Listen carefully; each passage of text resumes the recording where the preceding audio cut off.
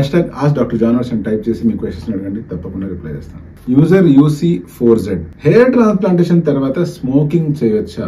మన hair growth కి మాత్రమే కాకుండా మన బాడీలో కూడా చాలా సిస్టమ్స్ ప్రాపర్ గా వర్క్ చేయాలంటే స్మోకింగ్ అనేది ఒక అడ్డంకి. స్మోకింగ్ ఎంత తగ్గిస్తే అంత మంచిది. ఇన్ఫాక్ట్ స్మోకింగ్ చేయడం మానేస్తే ఇంకా మంచిది. నేను రెగ్యులర్ గా నా క్లయింట్స్ కి సర్జరీ చేయించుకోవాలనుకునే వాళ్ళకి, లేకపోతే జస్ట్ హెయిర్ ఫాల్కి వచ్చిన వాళ్ళకి కూడా స్మోకింగ్ స్టాప్ చేయండి అని ఫస్ట్ సజెషన్ ఇస్తూ ఉంటాను.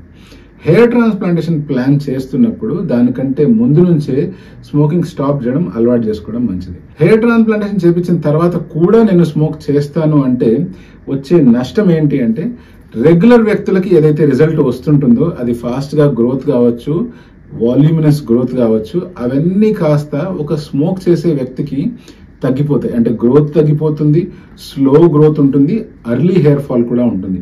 ఇవన్నీ జరగడానికి కారణం ఏంది అంటే, ప్రత్యేకించి స్మోకర్స్ కి రక్తనాళాలు కొంచెం కుచించుకుపోయే అవకాశం ఉంది. రక్తనాళాల లోపల ప్లాక్స్ లాంటివి ఫామ్ అయ్యే అవకాశం ఉంది. తద్వారా బ్లడ్ సప్లై కొంచెం తగ్గిపోయే అవకాశం ఉంది. సో ఇవన్నీ కలగలుపుకొని at the end of the day మనకు జుట్టు ప్రాపర్ గా పెరగకుండా ఆపేస్తాయి. అందుకే నేనేం చెప్తానంటే, హెయిర్ ట్రాన్స్ప్లాంటేషన్ చేసే ముందు కావచ్చు, లేకపోతే చేసిన తర్వాత కానీ స్మోకింగ్ కి మీరు ఎంత దూరం ఉంటే అంత మంచిది.